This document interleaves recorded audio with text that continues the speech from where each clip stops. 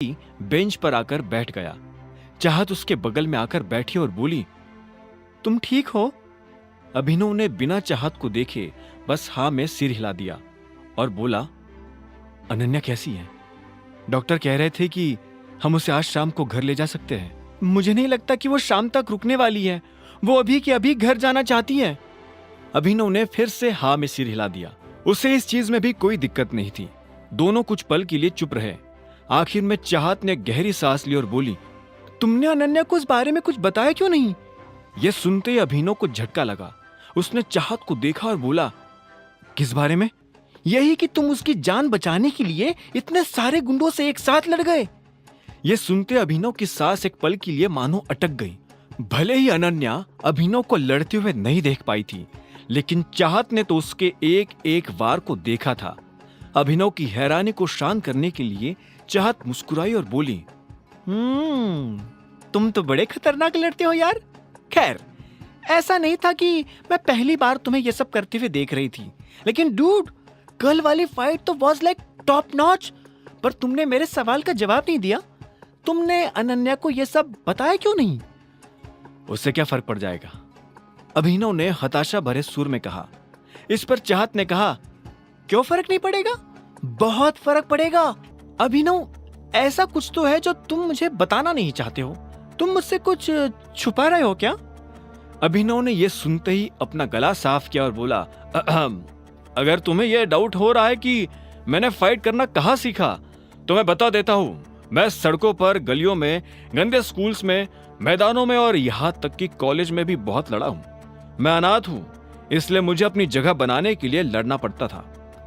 लड़ना मेरा शौक नहीं, मजबूरी है। और सच बताओ तो मुझे लड़ने के अलावा और कुछ आता भी नहीं। मुझे जिंदा रहने के लिए लड़ना पड़ता है। इतना कहते ही अभिनव ने अपना चेहरा नीचे झुका लिया।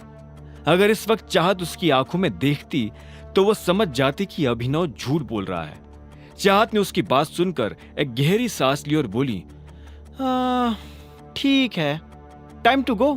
फिर कभी मिलेंगे, तसल्ली से बातें करेंगे। इतना कहते ही चाहत अपनी जगह से उठी, अभिनव को देख मुस्कुराई और आखिर में हॉस्पिटल से निकल गई।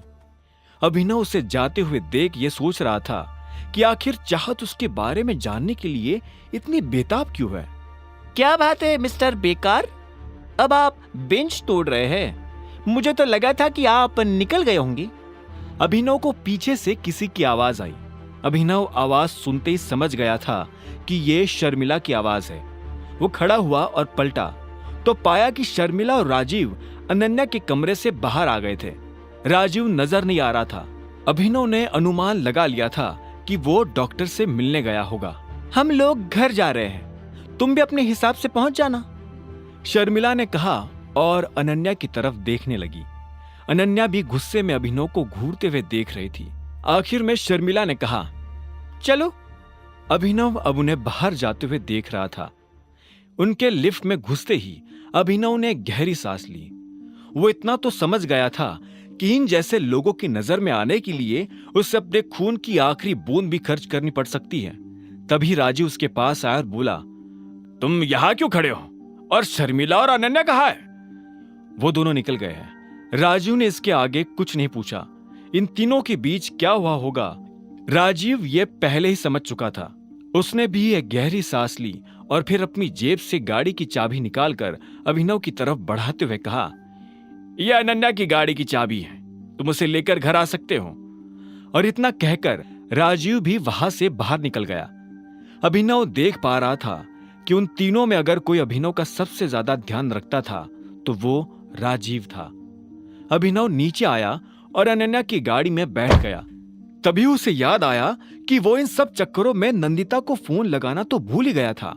एक बार घर जाने के बाद शायद वो नंदिता को फोन नहीं लगा सकता था, इसलिए उसने अपनी जेब से कार्ड निकाला और नंदिता को फोन मिला दिया। पहली घंटी बजते ही नंदिता ने फोन उठा लिया और बोली, अगर तुमने फोन करने में 1 मिनट की भी देरी कर दी होती ना, तो मैं तुम्हें जान से मार देती। नाम बताने से पहले पहचान गई किसका फोन है? हाँ, क्योंकि किसी की हिम्मत नहीं है कि मेरी परमिशन के बिना कोई मुझे फोन कर ले। ये काम सिर्फ एक ही आदमी कर सकता है, टाइगर। सही बात है, वैसे कल मैं तुम्हें कहना भूल गया, तुम तो काफी बड़ी हो गई हो नंदिता। अभिनव प्लीज मुझे नंदिता मत बुलाओ, उधर से अलायना ने कहा। अभिनव उसके मुंह से यह सुनकर एक सेकंड के लिए शांत हो गया।